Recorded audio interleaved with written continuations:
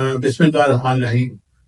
ناظرین اکرام، 8 فروری کو جو انتخابات ہوئے، آج تیسرا دن ہو چکا ہے اور بعض حلقوں میں ابھی تک انتخابات کے نتائج سامنے نہیں آئے۔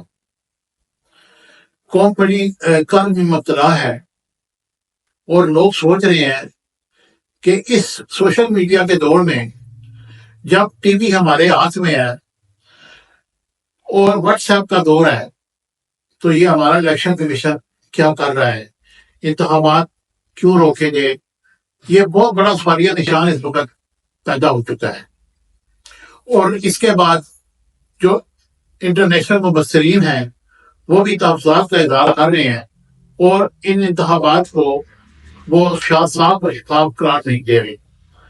ان میں صحافی، رپورٹرز اور آبزرور، اس کے بعد یورپی یونین، یو کے، یو ایس اے اور بہت سارے دوسرے ادارے، انہوں نے ان انتخابات کو کہا کہ یہ صحیح نہیں ہوئے، ان پہ انہوں نے کوشچن مارک کیا ہے۔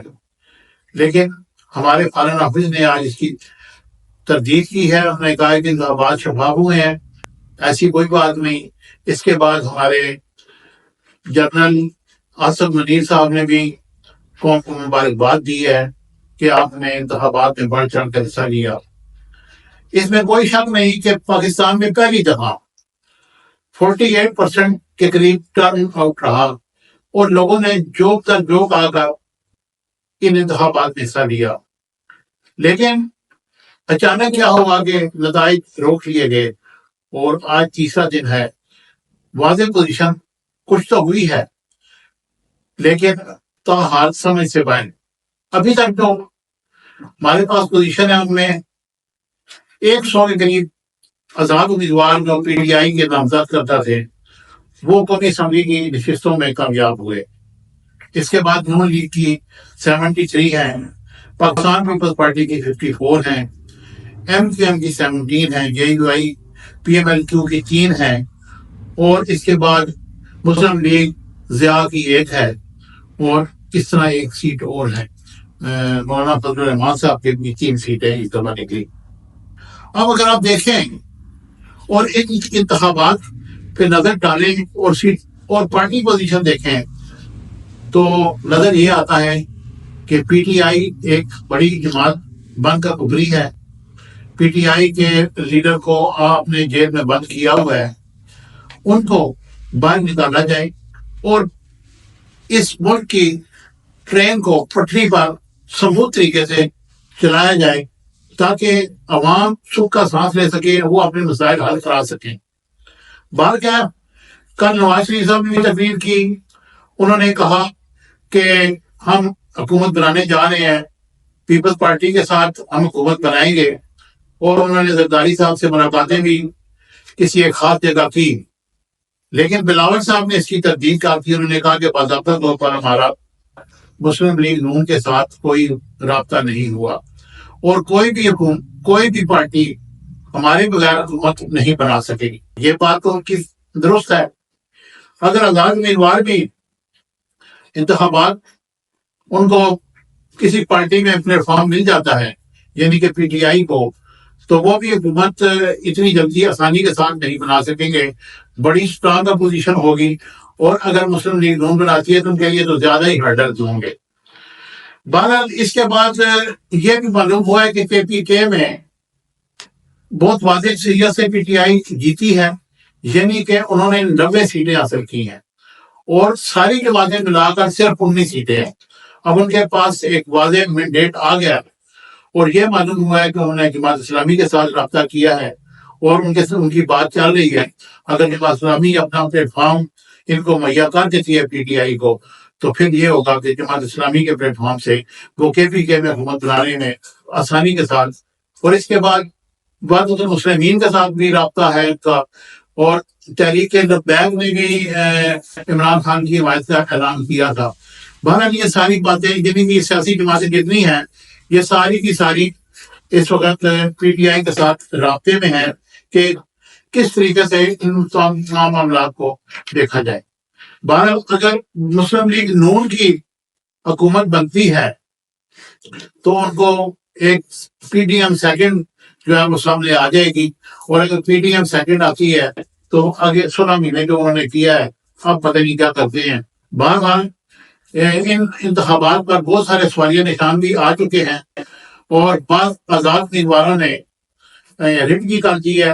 ابھی آپ اسلام آباد میں دیکھیں، شعیب شاہین جو کامیاب ہوئے، اس کے بعد ملک ابرار احمد کامیاب ہوئے، اس کے بعد ڈاکٹر طارق فضل چودھری کامیاب ہوئے اور شعیب شاہین نے ان کے خلاف ریٹ کر دی ہے۔ راجہ بشارت ناکام ہوئے، ملک ابرار احمد نے ان کے خلاف ریٹ کر دی ہے۔ نواز شریف کامیاب ہوئے تو ڈاکٹر یاسمین راشد نے ان کے خلاف۔ اس طرح بہت سارے ایسے حلقے ہیں جن میں کوئی دھاندلی کی اطلاعات ہیں، ان پہ جو ہے نا وہ دیکھیں گے بنتا ہے۔ یہ تمام معاملات کو اگر دیکھا جائے تو پھر اس کے بعد یہ بھی ہے کہ کیسرا الہی، ریحانہ ڈار، علیم عادل شیخ اور بہت سارے دوسرے لوگوں نے جو ہے اپنے تمغات کا اظہار کیا ہے، اور وہ ہائی کورٹ چلے گئے ہیں اور انہوں نے کہا ہے کہ ہم کسی صورت میں بھی ان انتخابات کو نہیں مانیں گے، ہمارے مینڈیٹ کو چرایا گیا ہے۔ میں آپ کو اپنی آبزرویشن بتاتا ہوں۔ راولپنڈی، اسلام آباد میں نے بہت سارے پولنگ اسٹیشنز پہ دیکھا اور آبزرو کیا۔ آپ یقین کریں کہ لوگوں کے آنکھوں میں ایک چمک تھی، وہ بڑے پیار محبت سے پاکستان کے لیے انتخابات کے لیے آئے تھے اور اپنا ووٹ ڈالنے کے لیے آئے۔ بعض لوگوں کی عمریں 70-80 سال تھی، کئی لوگ ویل چیئر پہ بھی آئے اور انہوں نے بڑے محبت سے پاکستان کے لیے ووٹ ڈالا۔ لیکن معلوم نہیں کہ یہ ایسا سوالیہ نشان کیوں لگ چکا ہے کہ ایک بندہ جو 60,000، 40,000، 50,000 ووٹوں سے جیت رہا ہے، رات کو اس کا رزلٹ 9 بجے تک دیا جاتا ہے، اور پھر وہ صبح 10 بجے وہ انہیں 40,000 کی لیڈ سے جیت جاتا ہے۔ یہ سمجھ سے باہر ہے۔ ان کے پاس اگر فارم 45 ہے تو پھر فارم 47 کہاں سے ایشو ہوا؟ ان تمام چیزوں کو کمپائل کیا جائے، کاغذات کو دور کیا جائے اور ملک کو صحیح طریقے سے پٹری پر ڈالا جائے تاکہ ان انتخابات پر جو بھی کوسچن مارک ہے وہ دور ہو سکے۔ اس میں کوئی شک نہیں کہ اس دفعہ بڑے آرام سے سموتھ طریقے سے ایک منظم قوم کی طرح لوگوں نے ووٹ ڈالا ہے۔ کوئی کسی قسم کا ایسا واقعہ کوئی اکا دکا ہوا ہو تو میں کچھ کہہ نہیں سکتا، لیکن میں آپ کو یہ صحیح کہتا ہوں کہ ایسے انتخابات میں نے پہلے کبھی نہیں دیکھے۔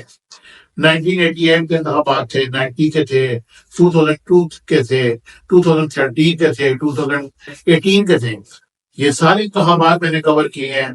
کہیں کوئی سوٹا چل رہا ہے، کہیں ڈاؤن چل رہی ہے، کہیں گولیاں لگ رہی ہیں، بے شمار لوگ مارے جاتے تھے، لیکن اس دفعہ ایسا نہیں ہوا۔